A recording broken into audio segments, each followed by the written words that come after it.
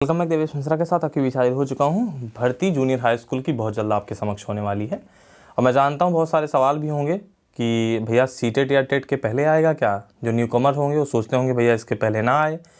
अब काफ़ी लोग ये भी सोचते होंगे सीटेट या टेट के बाद आएगा या पहले आएगा। सबसे बड़ा सवाल ये भी बनता है, इस संबंध में आज पीएनपी सचिव अनिल सर से वार्ता भी किया गया है, जो निष्कर्ष निकला आपके समक्ष लेके आया हूँ। अब की बार पहली कट ऑफ निर्धारित कर दिया गया है। आप लोगों के दिमाग में ये भी होगा कि मैं लेट हूँ, नहीं भैया, स्कूल से आया उसके बाद आपके समक्ष आया हूँ। और हाँ, प्रत्येक दिन चाहता हूँ कि आपके समक्ष आऊँ, लेकिन आ नहीं पाता व्यस्तता के कारण। तो अब की बार पहली कट ऑफ निर्धारित कर दिया गया है। लेकिन सही बताऊँ, थोड़ा सा कट ऑफ कम है क्योंकि नंबर ऑफ सीट बहुत ज़्यादा है और कैंडिडेट की संख्या भी बहुत ज़्यादा है और बहुत ज़्यादा होने वाली भी है, नो डाउट। तो अब की बार भैया कट ऑफ निर्धारित कर दिया गया, लेकिन थोड़ा सा कम है। विषयवार होगी भर्ती जूनियर हाई स्कूल की, कैसे होगी ये भी बताऊंगा। सीटेट के और टेट के बारे में चीज़ें क्लियर करूंगा। और हाँ, मैं ये ज़रूर कहूँगा, थोड़ा सा इसमें भी खेल होगा। आप जानते हैं गुणांक का, तो भैया बीएड वालों से बहुत आगे होंगे बीटीसी वाले। मैं जानता हूँ दुख भी होता है, भले मैं बीटीसी हूँ, मेरा भी गुणांक 30.98 समथिंग वगैरह वगैरह होगा। तो कहीं ना कहीं अब ऑन एवरेज बीएड की बात करूँ 24-25 होता है। बीटीसी वाले आगे निकल जाते हैं ऐसी चीज़ों में। तो थोड़ा सा जो फाइट है बहुत अंतर आ जाता है, कहीं ना कहीं ये सही नहीं है। तो एक पक्ष तो पहले ही हो जाता है। अब अगला बंदा अगर बीएड वाला चाहे तो 135 नंबर लाए, कहाँ से लाएगा यार। तो भैया 69,000 का वेतन जो है 2 शैक्षिक वेरिफिकेशन पर आपको आदेश जल्द मिलने वाला, आपको दिखाना चाहता हूँ। 69,000 की अंतिम तिथि 22/12/2018 ही समझी जाए, जो गलती से ये शायद 2020 हो गया था कल। चलिए मुद्दे पर आते हैं। अब यहाँ देख सकते हैं 18 जनवरी 2021 को रिलीज किया गया है, सारी बात बताऊँगा। प्रदेश के अशासकीय सहायता प्राप्त जूनियर हाई स्कूल में प्रधानाध्यापक एवं सहायक अध्यापक के रिक्त पदों पर चयन हेतु भर्ती परीक्षा आयोजित करने के संबंध में और पीएनपी सचिव जी से वार्ता की गई है। उन्होंने स्पष्ट कहा है, जैसे ही मुझे शासन से अनुमति मिलेगी मैं तुरंत इस भर्ती का आयोजन करूंगा। तो भैया अधियाचन आवेदन के लिए पात्रता, अधियाचन जानते हैं, ये शिक्षा निदेशक के माध्यम से अधियाचन भेजा जा चुका है, इन्होंने ऐसा कहा है। आवेदन के लिए पात्रता जानते हैं क्या कौन होंगे। आवेदन हेतु न्यूनतम शैक्षिक अर्हता, सीधी बात है, बीटीसी, बीएड, बीएलएड। आवेदन हेतु निवास एवं आयु की स्थिति, नो डाउट आप ये भी अच्छे जानते होंगे। भर्ती का प्रकार जो है आप जानते हैं, नो डाउट ये भैया वस्तुनिष्ठ होने वाला है। हाँ, प्रधानाध्यापक के लिए एक पेपर अलग से होगा जिसमें 5 वर्ष का बैरियर लगाया गया है कि आपको अनुभव होना चाहिए।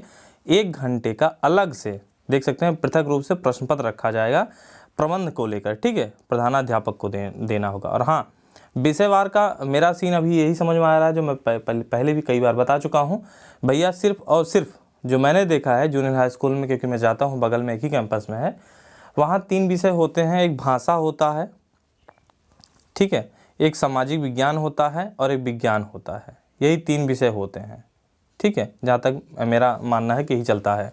अब भाषा में जानते हैं इंग्लिश, हिंदी वगैरह वगैरह रहता है। सामाजिक विषय जानते हैं ये भी बहुत अच्छे से कि सामाजिक विषय क्या है। विज्ञान में गणित और विज्ञान होता है। तो मैंने अब तक देखा 29,000 का अगर की बात करूं तो सीधा सीधा बहुत पहले ही बता चुका हूं भैया, 2 पार्ट में भर्ती आएगी। एक तो विज्ञान वर्ग के लिए, एक कला वर्ग के लिए। कला वर्ग में आप जानते होंगे 60 क्वेश्चन नो डाउट होना है एसएसटी का, ठीक है, और 60 क्वेश्चन यहाँ विज्ञान और गणित का मिलेगा विज्ञान वालों के लिए। तो काफ़ी चीज़ें ये अलग होने वाली हैं जो पहले से मालूम है। हाँ, करंट अफेयर्स वगैरह उम्मीद करता हूँ कॉमन रहेगा। अभी इन्होंने कहा है, आपको देख सकते हैं, भर्ती परीक्षा के आयोजन है, परीक्षा का विषयवार पाठ्यक्रम बिंदु संख्या 6 की भांति। ये बिंदु संख्या 6 क्या है मैं विश्लेषण एनालिसिस करूंगा तब आपके सामने लाऊंगा। और बहुत सारी चीज़ें यहाँ देख सकते हैं। परीक्षा 1 दिवसीय आयोजित कराई जाएगी और विषयवार पृथक पृथक आयोजित किया जाएगा क्या, इन्होंने कहा है नहीं। प्रधानाध्यापक और सहायक अध्यापक के लिए अलग हो सकती है, बस बाकी सारी चीज़ें एक ही दिन परीक्षा होने वाली है। हाँ, भर्ती का प्रकार जानते हैं, ओएमआर पर भैया बहुविकल्पी के माध्यम से जैसे होता आया है वैसे ही होगा। और यहाँ देख सकते हैं 2.5 घंटे का समय मिलेगा। और आपको ये भी बताना चाहता हूँ 150 प्रश्न होंगे। और यहाँ देख सकते हैं थोड़ा सा मैं जो कम कर रहा हूँ, कम से कम 70% जनरल के लिए होना चाहिए।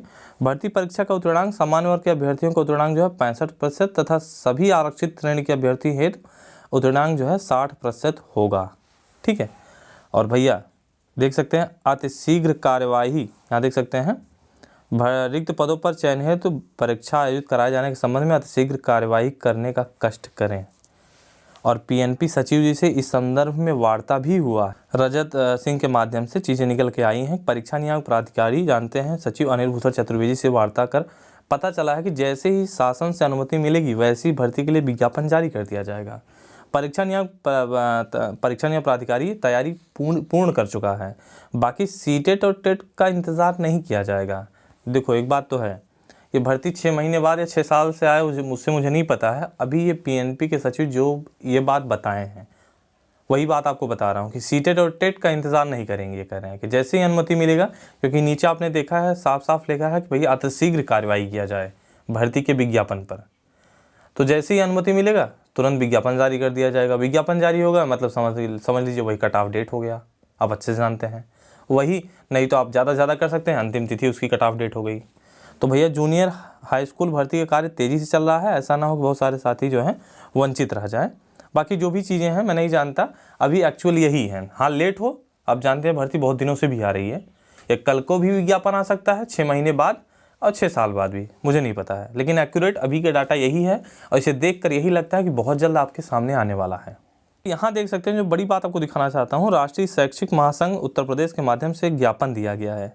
ध्यान समझिएगा, यह माननीय बेसिक शिक्षा मंत्री राज्य मंत्री को दिया गया है, यानी बेसिक शिक्षा मंत्री सतीश सर को दिया गया है। नवनियुक्त शिक्षकों के 2 शैक्षिक अंक पत्रों के सत्यापन के उपरांत वेतन के भुगतान के संबंध में। यहाँ देख सकते हैं इनकी मुहर लगी हुई है। आप लोगों ने तो ज्ञापन बहुत दिया होगा। इन्होंने तुरंत इसके संदर्भ में लिखा है, निदेशक बेसिक शिक्षा तत्काल इस संबंध में आवश्यक दिशा निर्देश जारी करें, क्योंकि इसमें साफ साफ लिखा है, ये भैया आदेश संख्या है, इसके आदेश संख्या के अनुसार नवनियुक्तों के वेतन भुगतान हेतु न करने से नवनियुक्त शिक्षकों के या फिर उनके परिवार वालों को आर्थिक कठिनाइयों के कारण मानसिक पीड़ा का सामना करना पड़ रहा है। अतएव जो है जल्द से जल्द 2 शैक्षिक अंक पत्रों के सत्यापन के उपरांत जो है इनका वेतन भुगतान कराया जाए। और इस संबंध में मंत्री जी ने तुरंत आदेश दे दिया है निदेशक बेसिक शिक्षा को। उम्मीद करता हूँ यह भी आदेश आपके सामने तुरंत होगा।